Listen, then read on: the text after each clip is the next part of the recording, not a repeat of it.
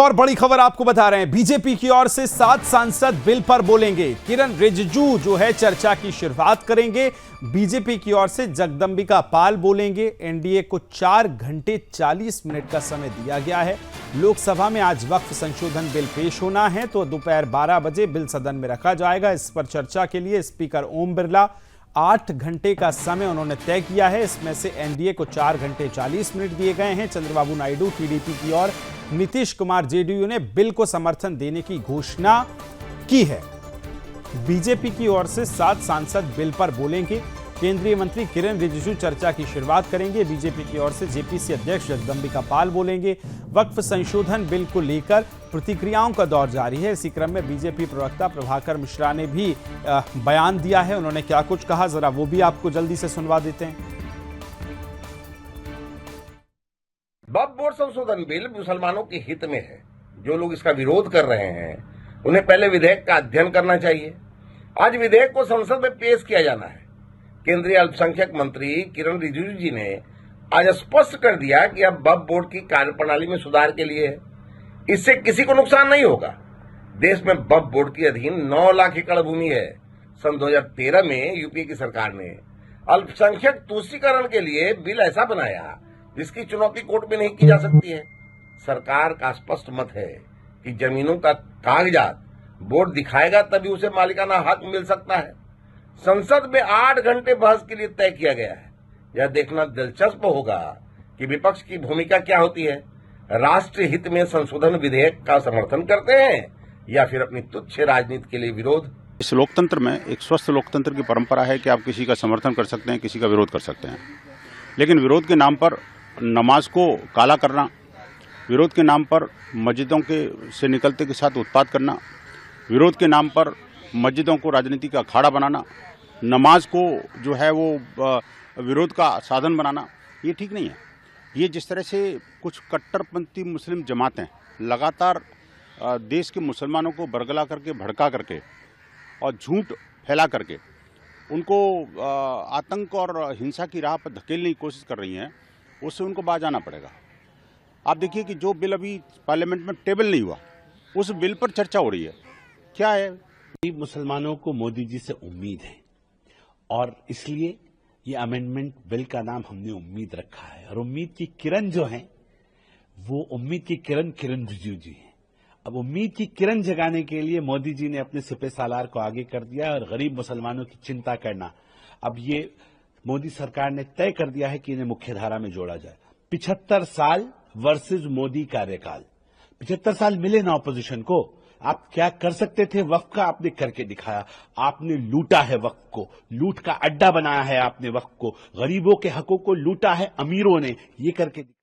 तो देखिए, अब से कुछ ही देर बाद सदन के पटल पर इसको रखा जाएगा, वक्फ बिल पेश किया जाएगा। 12 बजे का समय है, लेकिन उससे पहले सियासत तेज हो गई है।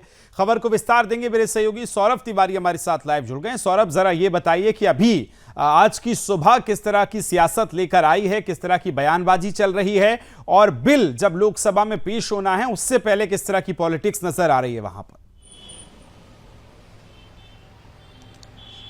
जी देखिए विकास, जो कल ही तय हो गया था कि दोपहर 12 बजे बिल पेश होगा, लेकिन जो विरोधी सांसद हैं वो लगातार सरकार पर तीखा हमला कर रहे हैं और उनकी जो नज़रें थी वो जेडीयू और टीडीपी पर थी, वो लगातार उन पर डोरे डाल रहे थे। देखिए, मैं बता दूं आपको कि जेडीयू का एक एमएलसी है गुलाम गौस, कई पार्टियों में रहा है वो। उसने जो बयान दिया था उसके बाद से, और खास तौर से मैं एक चीज़ और जोड़ना चाहूँगा कि जो उनके नेता हैं, केंद्र सरकार के बड़े मंत्री हैं राजीव रंजन उर्फ ललन सिंह, उन्होंने स्पष्ट कर दिया था कि वो सरकार के साथ हैं। फिर भी एक गुलाम गौस जो एमएलसी है उसके बयान पर लगातार कांग्रेस पार्टी हो चाहे अन्य विरोधी पार्टियां हों, वो लगातार बीजेपी पर हमला कर रही थी।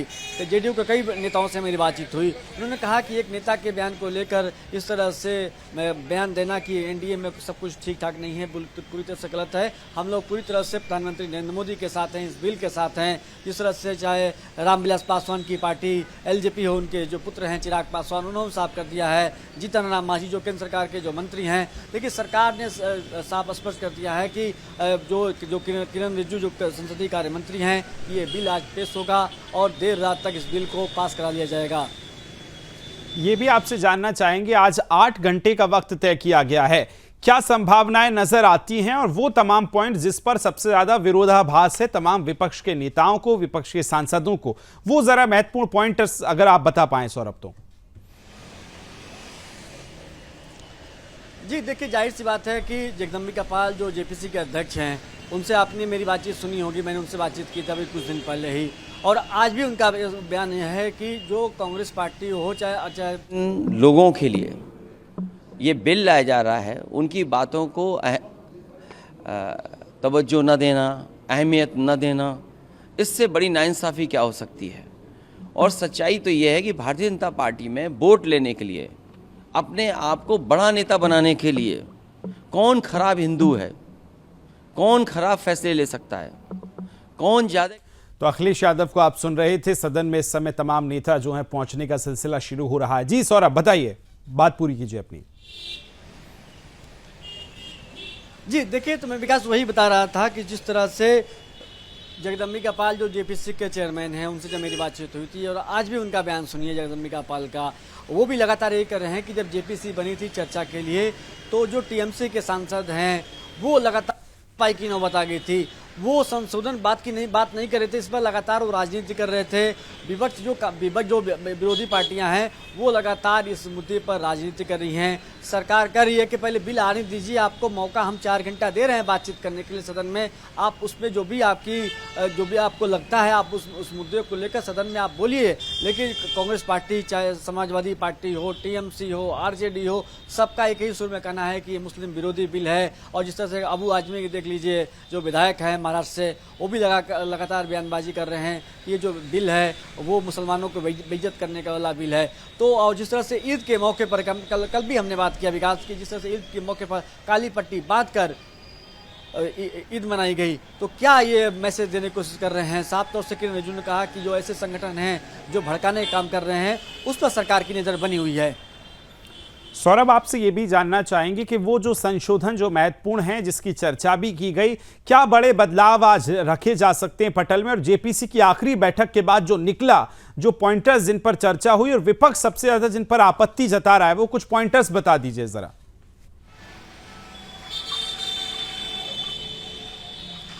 जी देखिए, सरकार की यही कोशिश थी कि जो इस बिल को बनाया जाए, जो अवैध कब्जे हैं, जो लूट हो रही है, उसको रोका जाए। और देखिए, वक्फ के नाम पर जिस तरह से लूट लगातार मची हुई है, और जो वक्फ की जमीन पर हड़प ले रहे हैं, इस सरकार की पूरी तरह से कोशिश है। देखिए, शाहनवाज हुसैन जो बीजेपी के नेता हैं, उनका बयान सुनिए। वो भी ये कर रहे हैं कि जो उनको पता अच्छी तरह से कि पूरी तरह से वक्फ के नाम पर अवैध लूट मची हुई है, तो उसको हमारी कोशिश है, हमारी सरकार की कोशिश है कि अवैध लूट को रोकना है।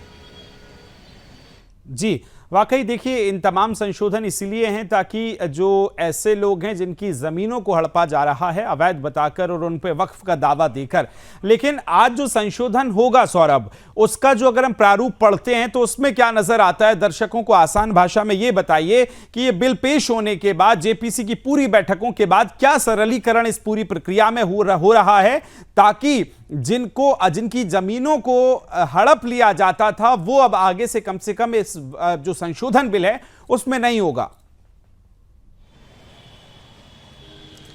जी देखिए, साफ तौर से सरकार का ये भी कहना है, आपने सुना होगा दिनेश शर्मा जो डिप्टी सीएम हैं, वो ये कह रहे हैं कि जो ज़रूरतमंद मुसलमान हैं, जिसकी ज़रूरत है उसकी हिसाब तो से उसको इसमें सबसे अधिक लाभ मिलेगा। जो उसकी संपत्ति मूल रूप से है उसको जन सेवा के लिए है। और ये भी क्रिश्चियन समाज के लोग भी खड़े हो गए हैं, और धीरे धीरे जब ये बिल नीचे जाएगा तो आम मुसलमान को लगेगा कि ये गरीब मुसलमान के हक में है।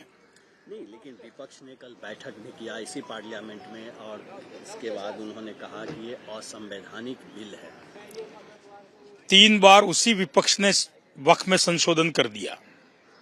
वो संशोधन करे तो संविधान के अनुसार है, हम संशोधन करें तो संविधान के विरुद्ध है। ये कौन सा दोहरा मापदंड है?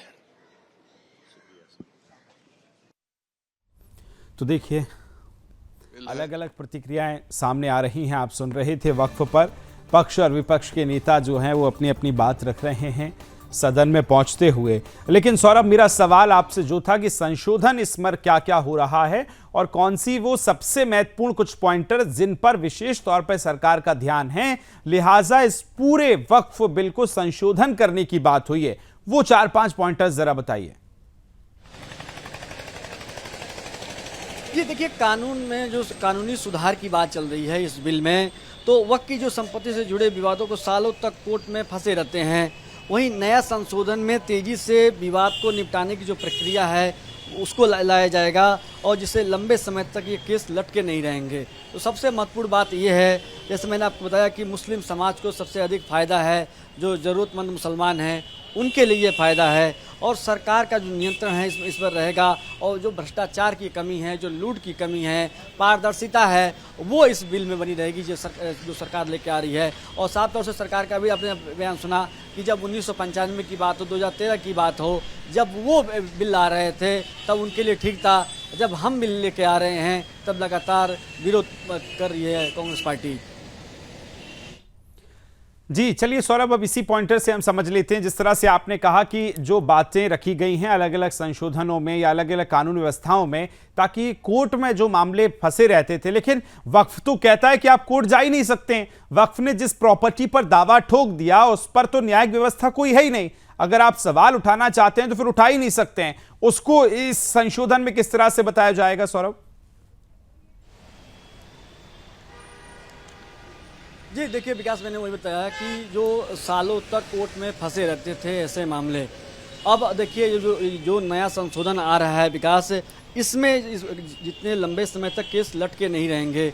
जल्द से जल्द इस मामले की सुनवाई होगी। वक्त की जिस तरह से ज़मीनों पर कब्जा होते थे और जो आम लोग की ज़मीन है खासतौर से, उनकी ज़मीन पर जिस तरह से कब्जा होते थे, वो अगर कोर्ट में चैलेंज करते थे तो सौरभ, सवाल यही कि 1995 का जो एक्ट है वो यही कहता है कि अगर वक्फ ने एक बार आपकी प्रॉपर्टी पर दावा किया तो सिर्फ वक्फ की जो कमेटी है आप उससे सवाल कर सकते हैं, ना तो आप हाई कोर्ट जा सकते हैं, ना डिस्ट्रिक्ट कोर्ट जा सकते हैं, ना सुप्रीम कोर्ट तक जा सकते हैं।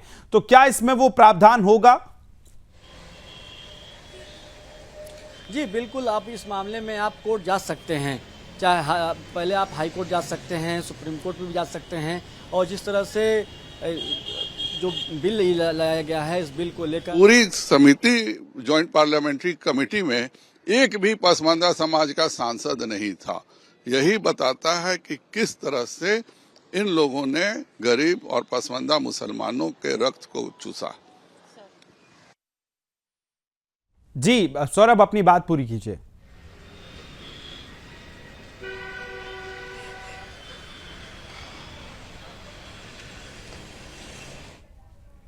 सौरभ, आवाज सुन पा रहे हैं आप मेरी?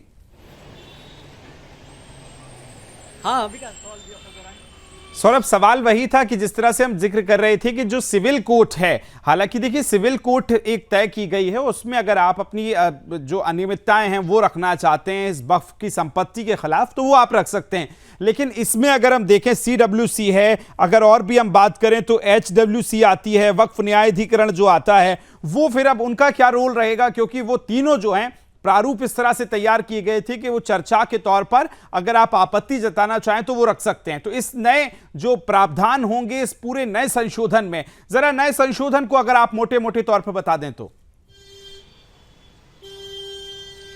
जी देखिए, जो संशोधन है, कानून हो, सरकार हो, न्यायपालिका हो, आम आदमी हो, सभी को एक मजबूत आधार देगा विकास, और जिससे वक्त की संपत्तियों का दुरुपयोग को रोकना है, जो मेन मुख्य मकसद है सरकार का, वो इस बिल में पूरा होता हुआ दिखाई दे रहा है।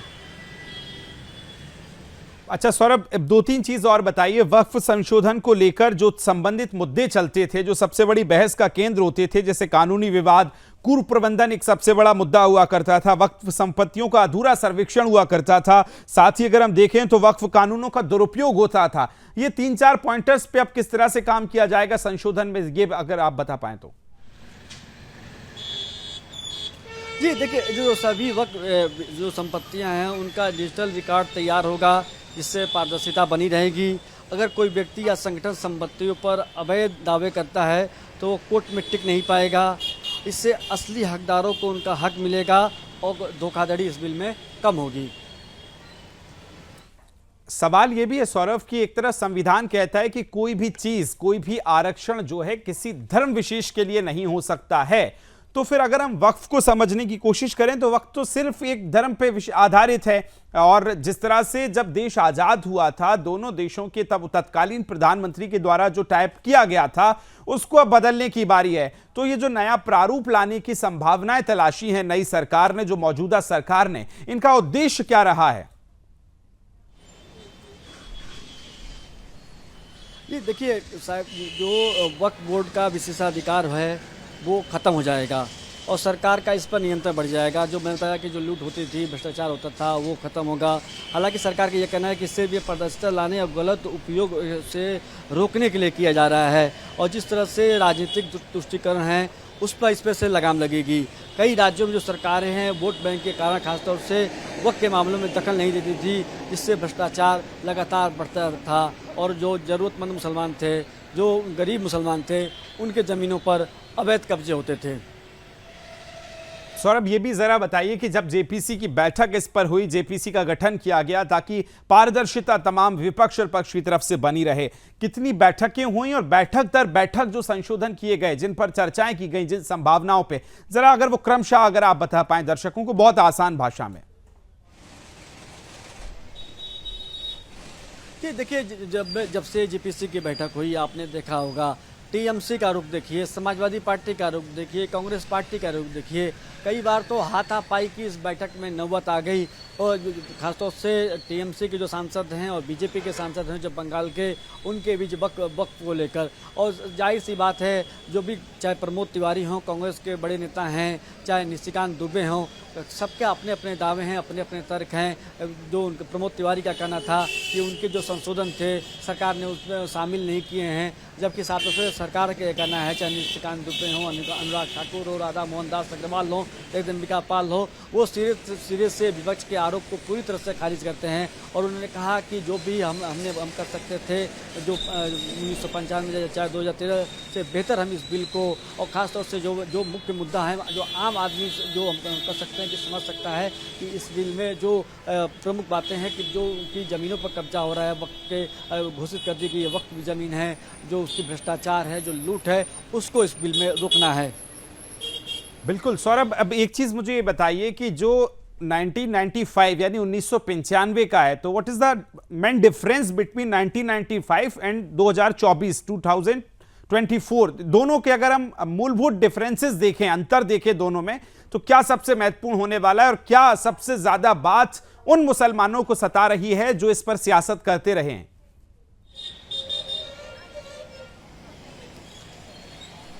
जी देखिए, जो 1995 का आपने जिक्र किया है, जिसमें भारत सरकार ने वक्फ की संपत्तियों को बेहतर प्रबंधन प्रशासन के लागू किया था, और जिस तरह से वक्फ बोर्ड का इसमें गठन हुआ था, इसमें वक्फ ट्रिब्यूनल की व्यवस्था थी। इसमें इस कानून की अगर बात की जाए तो वक्फ आय और खर्चा का जो प्रबंधन है, वक्फ बोर्ड की शक्तियाँ, इसमें असीमित शक्तियाँ उसको दी गई थी।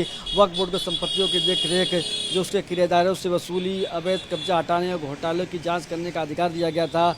यदि कोई वक्फ की संपत्ति अवैध रूप से कब्जा हो गई है तो वक्फ बोर्ड से छुड़ाने के लिए कानूनी कार्रवाई कर सकता था। तो तमाम ऐसे जो मुद्दे थे, कई वक्फ बोर्डों द्वारा भ्रष्टाचार और संपत्तियों की हेराफेरी के भी आरोप लगे थे। अब देखिए, जो इस बिल में जैसा कि हमने कहा कि 2024 का 2025 में जो बिल पेश हो रहा है, तो कई ऐसी चीज़ें हैं जो 1995 से इस बिल में बेहतर हैं। जी, और सौरभ जरा ये भी बताइए कि अगर हम विपक्ष के सांसदों को देखें तो अलग अलग, जैसे असदुद्दीन ओवैसी को हम देखते हैं तो वो उनका अलग विरोधाभास है कि आप जो संशोधन कर रहे हैं उसमें कोई फिर आदमी मांग नहीं कर सकता है, कोई अपनी याचिका नहीं लगा सकता है, कोई अपनी बातचीत नहीं रख सकता है। इस तरह से उनके कई विरोधाभास हैं। अगर जरा वो बता पाएं और उस पर किस तरह से कमेटी ने चर्चा की है, वो अगर आप बता सकें तो। जी देखिए, कल मैं पार्लियामेंट में था और जो ओवैसी हैं उनका तो सिर्फ इस बिल का विरोध करना है। उनका कहना है कि जो मुसलमानों के जो अधिकार हैं वो खत्म हो जाएंगे। कौन से अधिकार खत्म हो जाएंगे? जो गरीब मुसलमान के जो ज़मीनों पर कब्जे हो रहे हैं, घोटाले हो रहे हैं, क्या वो बंद हो जाएंगे? इससे आपको दिक्कत है? जो आपकी राजनीति को जो सबसे महत्वपूर्ण बात है, आपके पास रेजिडेंट एडिटर मुकेश कुमार जी हमारे साथ जुड़ गए। मुकेश जी, आज का दिन कितना महत्वपूर्ण? 1995 वर्सेस 2024, आज की सुबह क्या वक्फ को बदल देगी? कितना संशोधन होगा? जो सियासत नजर आती है, कैसे देख रहे हैं? पहली प्रतिक्रिया आपकी। देखिए, जो मोदी जी ने जो संशोधन पेश किया है, डेफिनेटली जो नंबर्स हैं लोकसभा में, वो इसे पास करवाने में कहीं कोई दिक्कत नहीं हो। जो नंबर्स के बारे में कहा जा रहा था कि जेडीयू है, टीडीपी है, चिराग पासवान की पार्टी है और जो जयंत चौधरी की पार्टी है, इनको अगर ये लोग विरोध करते हैं बिल का, तो शायद बिल जो है लोकसभा में अटक सकता है। लेकिन इनमें से 3 जो पार्टियां हैं उन्होंने व्हिप जारी कर दिया है अपना, तो कहीं से भी इस बिल के अटकने की अटकलें आप नहीं लगा सकते। जयंत चौधरी ने अभी तक जो है सीधे तौर पे वो नहीं किया है, लेकिन उनके केवल एक सांसद जयंत चौधरी खुद है, तो मुझे लगता है कि वो भी समर्थन देंगे और अभी उसका व्हिप जारी वो भी कर दें। सारा इनएफिशिएंसी रहा है, जिससे आप देखेंगे तो issues like encroachment, mismanagement, ownership dispute, delay in registration और सर्वेज, और हमने देखा है कि बहुत सारे लोगों ने सिर्फ अपने प्रॉपर्टीज को दिए हैं लेगेसी इश्यूज कि किसने प्रॉपर्टी दिया है, किसने प्रॉपर्टी बेचा है, और वक्फ को जो ट्रांसपेरेंसी, अकाउंटेबिलिटी के साथ आगे पेश करना है, तो ये संशोधन की आवश्यकता है। विपक्ष का काम है सिर्फ फॉल्स नैरेटिव स्प्रेड करना, लेकिन ये जान लीजिए कि जब कोई लैंड रिकॉर्ड्स नहीं, जब आपके पास पेपर वर्क नहीं, तो रेवेन्यू डिपार्टमेंट हो या हाई कोर्ट हो या फिर जो संशोधन की आवश्यकता है, आज वक्फ की बात करें तो 9 लाख एकड़ की जमीन है पूरे देश में, 8 लाख करोड़ की जो संपत्ति है उनके पास। क्या उन्होंने अपने ही मुस्लिम शिया हो या सुन्नी, उनके लिए शिक्षा के लिए क्या किया, महिलाओं के लिए क्या किया, समाज के लिए क्या किया, मस्जिद को लेके क्या किया? ये सब बहुत अहम भूमिका है और मुझे लगता है कि कहीं ना कहीं जो तुष्टीकरण की राजनीति करना चाहते हैं वो ये चर्चा में शामिल नहीं रहेंगे, लेकिन जो सही में चाहते हैं कि ये वक्फ की जो अमानत है वो सही ट्रांसपेरेंट अकाउंटेबल प्रोसेसेस के साथ, ताकि कोई इंक्रोचमेंट ना हो भविष्य में, ताकि कोई ओनरशिप डिस्प्यूट ना हो भविष्य में, ताकि रजिस्ट्रेशन और सर्वेस को लेके स्ट्रीमलाइन हो, बहुत ही जरूरी है। तो देखिए, अलग अलग प्रतिक्रियाएं आ रही हैं। मुकेश जी के पास एक बार फिर चलेंगे। जी मुकेश जी, अपनी बात पूरी कीजिए आप। जी, मुझे लग रहा है कि कोई भी बात जो है बीजेपी को नहीं आएगी, मुश्किलें जो है जो विरोध कर रहे हैं उनको आएगी, क्योंकि उनके जो सांसद केरल में जो कांग्रेस के जो सांसद हैं वो खुल करके इस संशोधन बिल का समर्थन कर रहे हैं। और प्रियंका गांधी जो कि महिला से सांसद है, उन्होंने अभी तक उनका कोई भी स्टेटमेंट नहीं आया वक्फ बिल के विरोध में, क्योंकि उनके वोटर जो है इस बिल का विरोध कर रहे हैं, इस बिल का समर्थन कर रहे हैं, संशोधन बिल का समर्थन कर रहे हैं पार्टी के खिलाफ में जाकर के। तो कांग्रेस के भीतर में जो है वो खींचतान है। साउथ में अगर आप जाए तो के नेता है जो इसमें को एक तरीके से कहे जो ब्लैकमेल करने की कोशिश कर रहे थे कि वो इसका विरोध करे और वो उनसे बातचीत करे, लेकिन वैसा नहीं है, उनको छोड़ दिया गया है। तो उनका केवल एक सांसद है, अभी तक अपना साफ नहीं किया, डेफिनेटली उन्होंने जो स्टेटमेंट दिया है वो इसके खिलाफ है।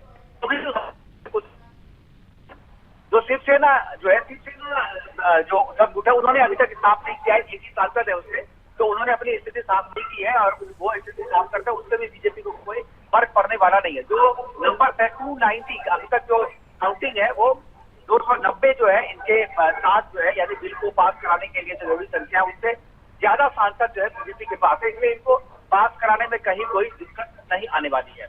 विकास मुकेश जी, एक बहुत साधारण सा मेरा सवाल है कि वक्फ संशोधन पर इतनी समस्याएं क्यों हैं, और ये समस्याएं विपक्ष हो चाहे तमाम वो मुस्लिम वर्ग जो इसका विरोध कर रहे हैं, सीधा सा सवाल कि इस वक्फ संशोधन के बाद ऐसा क्या बदल जाएगा? देखिए, वक्फ संशोधन बिल से जो एक गजवाई, अगर इसको ब्रॉडर एस्पेक्ट में देखें तो ये जमीन पे कब्जा करके हिंदुस्तान पे कब्जा करने की जो एक गजवाई, इसका जो एजेंडा है, उस एजेंडा का एक महत्वपूर्ण एलिमेंट है और इसके जरिए वो चीज पूरा किया जाना है। लेकिन इसका जो विरोध कर रहे हैं वो लोगों को लग रहा है कि ये विरोध जो है मुसलमानों का विरोध है, ये मुसलमानों के पूरे समाज का विरोध नहीं है, ये सेलेक्टेड जो ग्रुप है उनका है। और जो भी अभी तक का इतिहास उठा के देख लीजिए आप, जो भी मंत्री, चाहे वो किसी स्टेट में हो, चाहे केंद्र में हो, चाहे कोई सांसद हो, जिसने भी वक्फ का अध्यक्ष बना है या वक्त पे उसको डिसीजन लेने का अधिकार मिला, उन्होंने वक्त को लूटा है और अपने लिए संपत्ति अर्जित की है। असदुद्दीन ओवैसी जो कि मुखर होकर के इसका विरोध कर रहे हैं संशोधन का, उन पर आरोप है कि उन्होंने वक्त की जमीन पर जो है अपना मकान, अपना महल, अपना ऑफिस खड़ा किया हुआ है। जितने भी, चाहे वो बिहार के हो, चाहे वो उत्तराखंड के हो, चाहे वो महाराष्ट्र के हो, चाहे गुजरात के हो, कहीं भी कोई भी वक्त का ऐसा अध्यक्ष नहीं है जिस पर वक्त की जमीन को अपने निजी हित के लिए इस्तेमाल वाकई कुछ ही देर का वक्त शेष है जब आज वक्फ बिल सदन के पटल पर रखा जाएगा। किस तरह के विरोधाभास अभी तक देखने को मिले। जेपीसी की कई दौर की बैठकें हुई हैं, बैठक में हाथापाई तक हुई है। देश में सियासत इस समय तेज चल रही है। वक्फ को लेकर इसी पर चर्चा करने के लिए भारतीय जनता पार्टी से 25 आज लोकसभा में पेश किया जाएगा और मैं इतना साफ साफ कहना चाहता हूं कि देश हित में जो बिल ला रहे हैं ये करोड़ों मुसलमानों ही नहीं बल्कि पूरा देश समर्थन करेगा। और देश हित में कोई भी काम हो और गरीब मुसलमानों के लिए, महिलाओं के लिए, बच्चों के लिए जो भी जरूरत काम है उससे हम पीछे नहीं हट रहे हैं। और जो लोग विरोध कर रहे हैं वो राजनीतिक कारण से विरोध कर रहे हैं। बाकी तर्क मैं सदन में रखूंगा और मैं ये भी चाहता हूं कि अगर कोई विरोध करता है तो तर्क पे विरोध करे और एक एक तर्क, एक एक सेक्शन का, एक एक क्लोज का हम जवाब देंगे। क्योंकि जब हम इस तरह का बिल लेके आ रहे हैं बहुत सोच समझ करके, बहुत तैयारी का साथ हम आए हैं और सदियों तक लोग याद रखेंगे कि नरेंद्र मोदी जी की सरकार में एक ऐसा बिल लाया है जिसने गरीब जनता का, विशेष करके मुसलमानों में, जो दुनिया में सबसे ज्यादा गरीब मुसलमानों का संख्या हिंदुस्तान में है, उसका चिंता सबको होना चाहिए। और ये चिंता नरेंद्र मोदी जी ने किया है, हमारा सरकार ने किया है। और साथ साथ जो वक्फ बोर्ड ने कई सदियों तक, कई सालों तक जो मिसयूज किया है, अधिकार को गलत तरीके से इस्तेमाल किया है और गरीबों का जायदाद लूटा है, उसमें भी रोकने का काम हम कर रहे हैं। देश हित में है और हम पुनः सब पॉलिटिकल पार्टी को अपील करते हैं कि देश हित में सब बिल को सपोर्ट करना चाहिए। अगर विरोध करते हैं तो तर्क रख के विरोध करें, ऐसे झूठे बातें करके विरोध ना करें। Certain organizations, certain political parties are still resorting to fear mongering. All India Muslim Personnel Law Board would be addressing a press conference. Yes, I am aware of that. Some of the leaders, including some of the religious leaders, are also misguiding the innocent Muslims. Misguidance leads to nowhere. It will be exposed because a year back, same campaign was launched. When the CAA bill was introduced, the same people said that the CAA is to snatch the citizenship status of the Muslims. But it's been now a year. Nothing such has happened. आपने देखा होगा CAA के समय में कहा था ना कि CAA, सिटीजनशिप अमेंडमेंट जो बिल आए थे, कहा कि ये मुसलमानों का जो उसका पहचान है उस पे अटैक किया जा रहा है। मुसलमानों का जो सिटीजनशिप स्टेटस है, नागरिकता है, वो छीन जाएंगे। इस तरह का उन्होंने एक प्रोपेगेंडा किया था, वो तो एक्सपोज हो गया। सीए लागू हो गया, किसी मुसलमान का कोई नागरिकता छीना है क्या? बिल्कुल नहीं है। तो अभी भी ऐसे ही होगा। ये बिल पारित होने के बाद जो लोग इसको विरोध कर रहे हैं वो खुद पछताएंगे। आपके साथ है? इसमें पूरा देश साथ में है, कुछ लोग ही विरोध कर रहे हैं, देश साथ में है। काफी कांग्रेस के नेता, काफी अपोजिशन पार्टी भी प्राइवेटली तो कहते ही हैं ये बिल तो जरूरत है। ये तो एक पॉलिटिकल स्टैंड, एक वोट बैंक के लिए वो लोग विरोध कर रहे हैं। बाकी मैं तर्क पार्लियामेंट में रखूंगा। तो किरण रिजिजू को आप सुन रहे थे, कह रहे हैं कि जितने भी विरोधाभास हैं वो तथ्यों के आधार पर अगर आप सदन में रखेंगे तो सभी का जवाब दिया जाएगा। मुकेश जी, एक बार फिर आपके पास आ रहा हूं। हमारे साथ अविरल मलिक साहब जुड़ गए, भारतीय जनता पार्टी से नेता प्रवक्ता। बहुत बहुत स्वागत है। मुकेश जी, सवाल इतना सा ही है कि जो तथ्यों की बात की जा रही है, लेकिन बहुत बड़ा वर्ग ऐसा भी है जो गलतफहमियां फैला रहा है, जो तमाम उन लोगों को भड़का रहा है। जो बात 370 के समय हुई, सीएए के समय हुई, वही कुछ इस तरह भी देखने को मिल रहा है।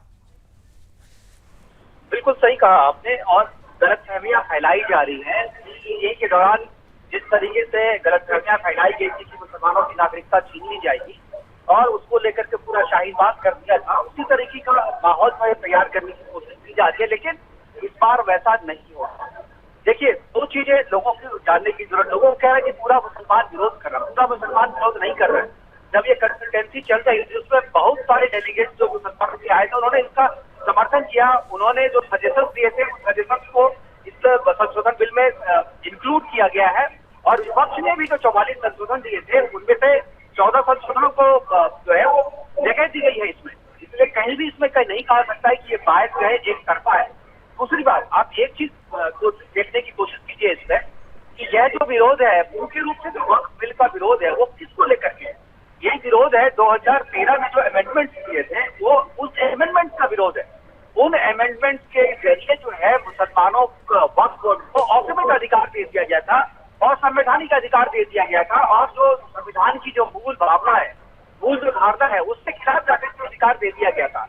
तो उसको फिर से वापस लाने के लिए संशोधन किया जा रहा है। कोई भी जो ना वक्फ को खत्म किया जा रहा है, ना वक्फ प्रॉपर्टी को छीना जा रहा है, और ना ही ये मुस्लिमों के वक्फ वाले में सरकार का इंटरफेरेंस है।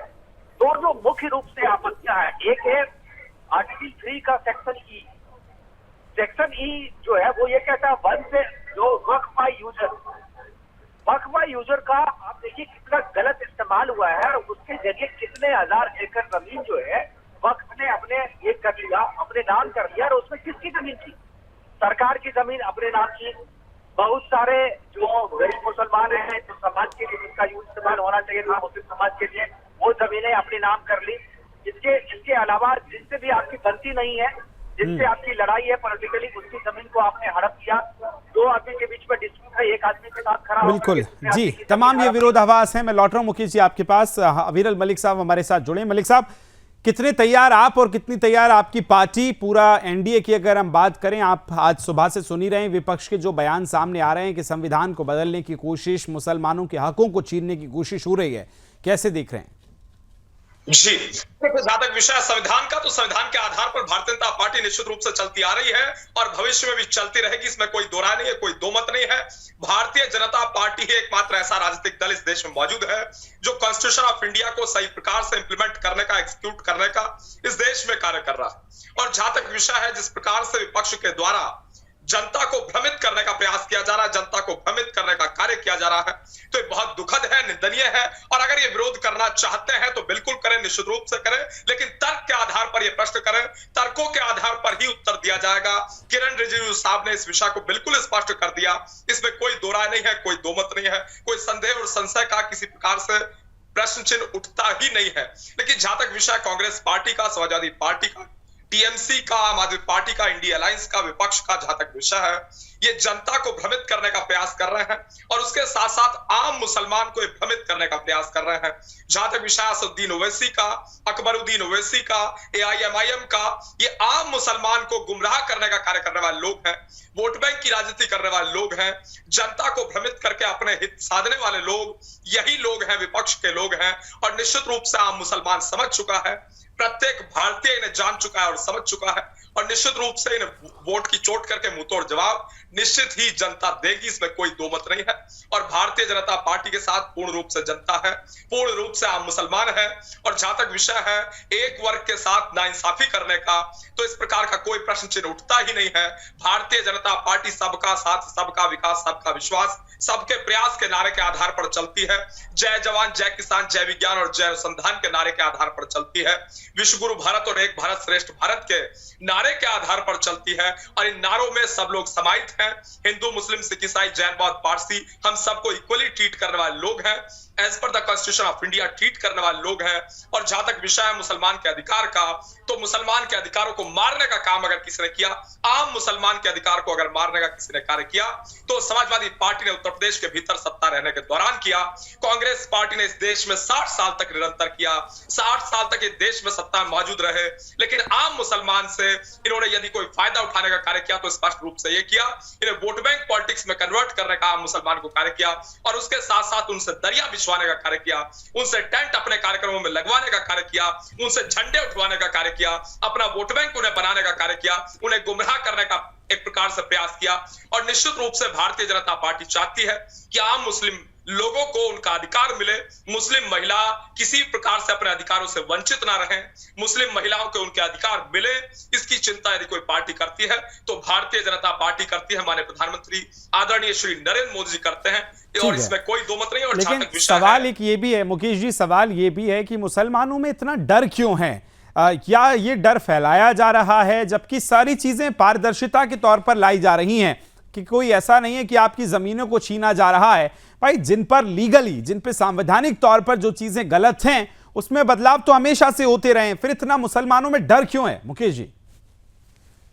देखिए, मुसलमानों में डर कहना ये गलत है। मुसलमानों में डर नहीं है, डर उन लोगों में है जो वक्त के नाम पर के अपनी जमीन जिहाद करें आप उसको, या चाहे जो जमीन हड़पने का जो एक माफिया का जो वर्ग है ये उनका है, क्योंकि उनके हाथ से अधिकार छीने जा रहे हैं और उनके हक की मारी हो रही। वो जो अब तक नाजायज तरीके से वक्त की जमीन से अपनी प्राइवेट प्रॉपर्टी खड़ी कर रहे थे और लाखों करोड़ों का जो फायदा उठा रहे थे, किराया वसूल रहे थे और जमीनों पे कब्जा करते, ये उनको डर है। ये आम नहीं है। आम मुसलमान को इस वक्त से कोई फायदा नहीं है। इस संशोधन बिल के आ जाने से उसके बाद उनको फायदा होगा।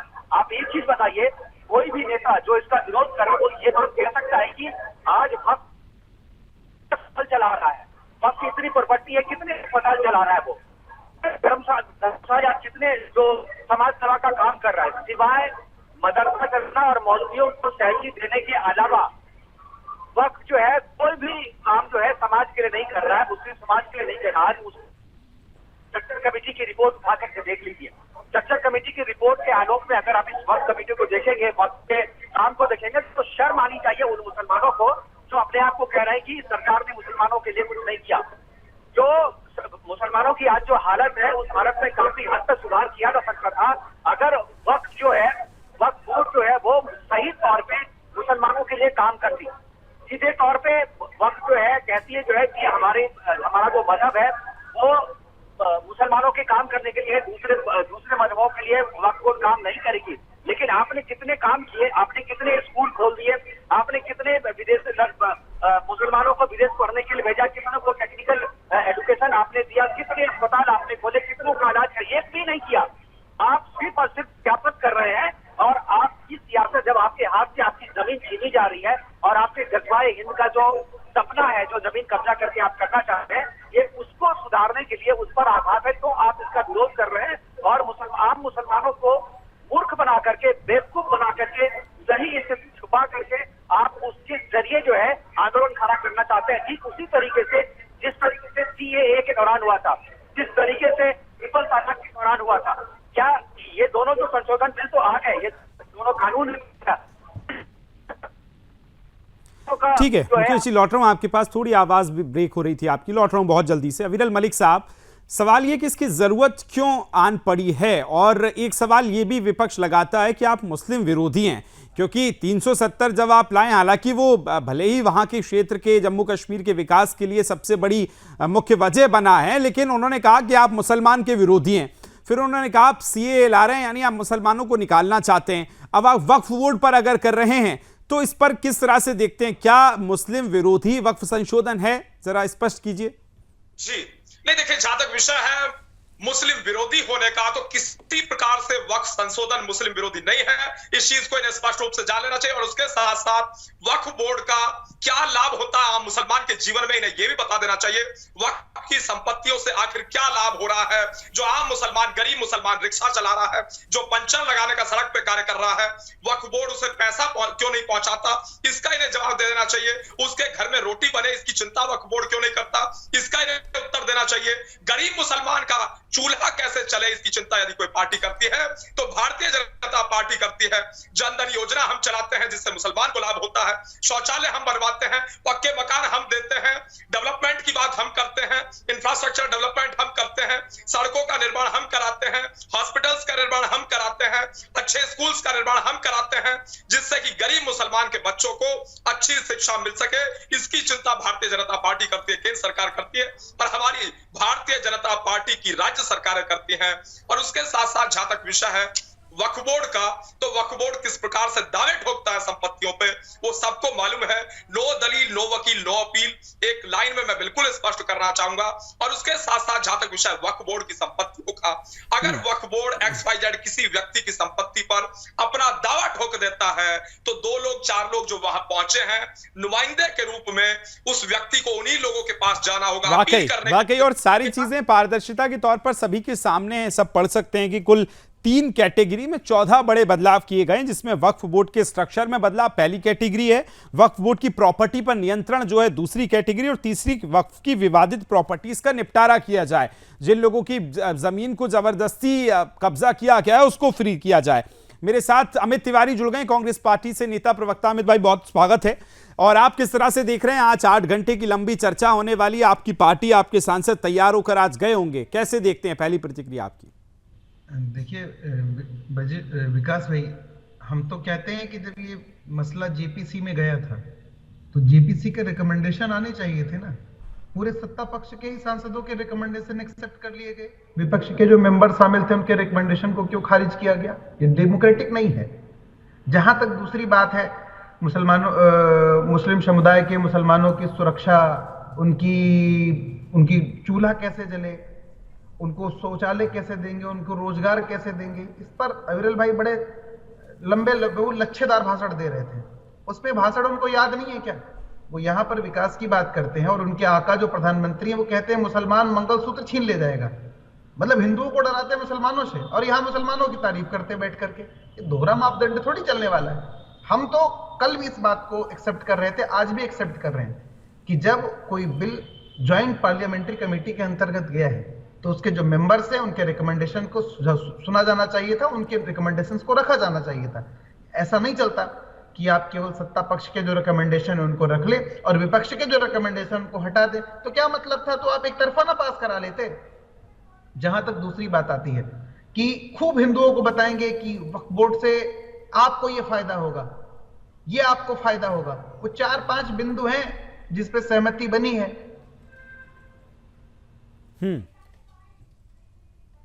विपक्ष का फिर तो रोल ही नहीं रह गया ना। ये तो एक औपचारिकता है। सदन में आने दीजिए विकास भाई, सब कुछ पता चल जाएगा। जहां तक बात रही प्रधानमंत्री मोदी जी की, भारतीय जनता पार्टी, एक चीज बताइए कि कांग्रेस पार्टी और आप इस पक्ष का जो आज संशोधन होने वाला है उसका विरोध कर रहे हैं कि आप पक्ष में हैं या कुछ महत्वपूर्ण तथ्यों को लेकर विरोध है, जरा स्पष्ट कीजिए आज आप। हमारे जो मेंबर्स थे, हमारे जो सांसद थे जो उसकी कमेटी के अंतर्गत थे, उन्होंने अपने रिकमेंडेशंस लिख करके दिए थे। भाई पक्ष में और विपक्ष की क्या बात होती है? अगर हमारी बात उसमें शामिल होती या उस पर चर्चा परिचर्चा होती तो हम उस पर सहमति जताते। हम तो डेमोक्रेटिक मूल्यों का जो उल्लंघन हुआ है, जो वायलेट किए गए डेमोक्रेटिक मूल्य, जो डेमोक्रेटिक राइट्स थे सांसदों के, जेपीसी के थे, उसमें केवल सत्ता पक्ष के जो एनडीए के सांसद थे उनके ही रिकमेंडेशंस को स्वीकारा गया। इसके अतिरिक्त जो विपक्षी दलों के सांसद थे उनकी जो सुझाव थे उनको शामिल नहीं किया गया। क्या ये अलोकतांत्रिक नहीं है? अगर ये अलोकतांत्रिक है तो हमारा बात तो विरोध इस चीज को लेके है, जब हमारे रिकमेंडेशंस उसमें नहीं आया ना। ठीक है, तो मलिक साहब वो कह रहे हैं कि आपने सुना ही नहीं, जो विपक्ष के तमाम सांसद थे जेपीसी में, उन लोगों की सलाहों को ही नहीं सुना गया है। बताइए जरा मलिक साहब। जी देखिए, जिस प्रकार से अमित जी मौजूद हैं, लंबा चौड़ा भाषण कर रहे थे, तकरीर करने का काम कर रहे थे, इन्हें बताना चाहिए इस देश में इनकी 60 साल तक सरकार रही, मुसलमान के हित में इन्होंने कौन से फैसले लिए, गरीब मुसलमान के हित में इन्होंने कौन से फैसले लिए, इन्होंने मुसलमान के बच्चों को शिक्षा देने का काम नहीं किया, अच्छी चिकित्सा व्यवस्था देने का काम नहीं किया, उन्हें भड़काने का कार्य किया, उन्हें गुमराह करने का कार्य किया, उन्हें हिंदुओं के खिलाफ उनके मन में नफरत बोने का इनके द्वारा कार्य किया गया। भारतीय जनता पार्टी के विरोध में उनके मन के अंदर नफरत बोने का इनके द्वारा कार्य किया गया।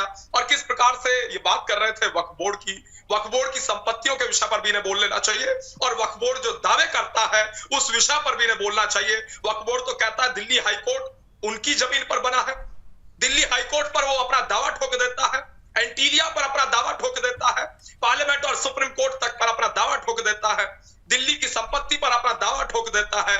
उस विषय पर इन्हें बात करनी चाहिए। ये कौन सी लोकतांत्रिक व्यवस्था है? ये कौन सा न्यायपूर्ण व्यवस्था है? ये कौन सी कानूनी व्यवस्था है?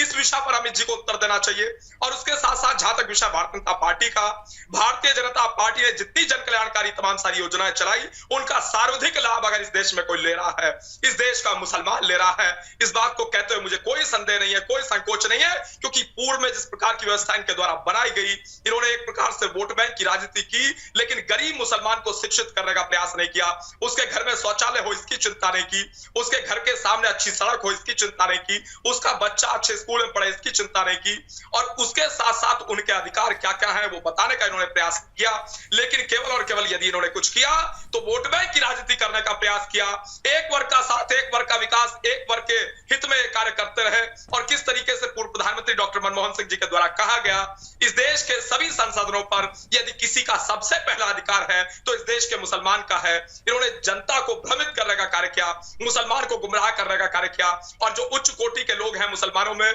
जो अमीर लोग हैं, इन्होंने केवल उनके हित में कार्य किया। इसीलिए उन लोगों को आज पेट में दर्द हो रहा है।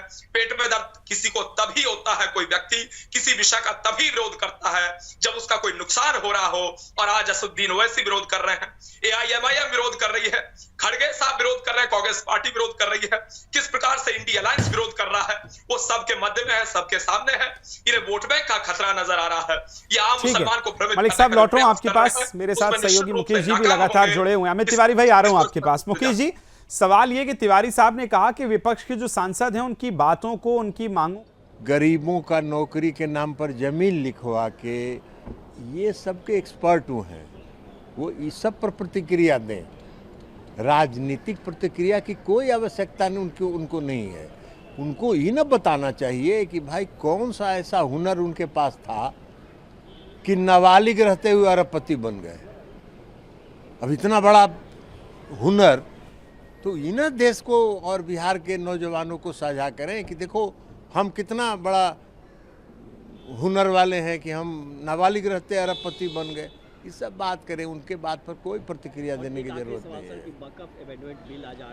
वो संसद में हम लोग बताएंगे कि वक्फ पर जेडीयू का क्या स्टैंड है। जेडीयू को और नीतीश कुमार जी को सेकुलरिज्म की परिभाषा कांग्रेस पार्टी से समझने की जरूरत नहीं है। तो आप सुन रहे थे जेडीयू के तमाम जो सांसद पहुंच रहे हैं वो बता रहे हैं। मुकेश जी, मेरी आवाज सुन पा रहे हैं आप? चलिए, मुझे लगता है उन तक आवाज नहीं जा रही है। जी अमित भाई, बात पूरी कीजिए आप। बड़ी बड़ी बातें कर रहे थे अभी अविरल जी कि गरीब मुसलमान और अमीर मुसलमान, इनमें अंतर बता रहे थे। इनकी अपने गिरेबान में झांक के नहीं देखते। गरीब मुसलमान मंगलसूत्र छीन ले जाएगा। आका कहते हैं इनके प्रधानमंत्री जी, जो महा आदि मानव है, मतलब जो बायोलॉजिकल नहीं है, कहने का मतलब वो खुद कह चुके हैं कि परमात्मा से सीधा कनेक्शन है जिनका। और जो गरीब मुसलमान है मंगलसूत्र छीन ले जाएगा। और जो दुबई का विकास भाई, और जो दुबई का शेख है, जो अमीर है, उसके साथ गुलबगैया खाएंगे, उसके साथ सेवैया खाएंगे बैठ करके, उसके साथ उससे गले मिलेंगे। भारत के गरीब मुसलमान से दिक्कत है क्योंकि वो खींच ले जाएगा। आवाज जरा बढ़ाइए दोनों की। जी आवाज आ रही है? जी आ रही है विकास भाई आवाज। देखिए अविरल भाई, मैंने सुन लिया था, आपको सुन लिया था, कम से कम कुछ तो सुनने की हिम्मत रखो ना। अभी गरीब मुसलमान, विकास भाई, अभी गरीब मुसलमान और अमीर मुसलमान के बारे में खूब लच्छेदार बातें हो रही थी। गरीब मुसलमान प्रधानमंत्री जी कहते हैं उनको कपड़े से पहचान लो, तहमत पहने होगा, कुर्ता पहनना होगा, उससे पहचान लो, कपड़ों से पहचान लो। ठीक है, लेकिन सवाल मेरा विरोध पे था। मुकेश जी, आपसे सवाल ये कि अमित भाई कह रहे हैं कि जो विपक्ष के सांसद रहे हैं उनकी जो मांगे हैं वो जेपीसी में नहीं मानी गई हैं, इसलिए वो इस बिल का विरोध करते हैं। आपने बारीकी से कवर किया, नजर आप बनाए हुए थे। किस तरह से देखते हैं आप सभी सांसदों के क्या माने गए जेपीसी की तमाम बैठकों में? नहीं, बिल्कुल ये गलत कह रहे हैं। देखिए 44 प्रस्तावित 14 संशोधन माने गए उनके विपक्ष के। और दूसरी बात ये कह रहे हैं कि अगर ये एक भी संशोधन दे रहे हैं तो ये तो अपनी बात को काट रहे हैं ना, क्योंकि ये पूरा संशोधन कांग्रेस के बिल पे है ना। 2013 में जो संशोधन है वो कांग्रेस लेकर के आई थी, यानी 2013 में कांग्रेस की जानती थी जो बिल हम ला रहे हैं वो बिल गलत है, क्योंकि अपने ही बिल के खिलाफ ये संशोधन दे रहे हैं। तो सबसे पहले तो टेक्निकल चीज ये है। दूसरी बात, इन्होंने जो कहा है कि जेपीसी का रिकमेंडेशन जो है उसमें इनकी बात नहीं मानी गई है और उसको मान कर देखिए, जेपीसी का जो रिकमेंडेशन है वो संसद मानने को बाध्य नहीं होती। जरूरी है कि जो रिकमेंडेशन है वो बात, इसीलिए चर्चा होती है। बिल्कुल। ये जो चर्चा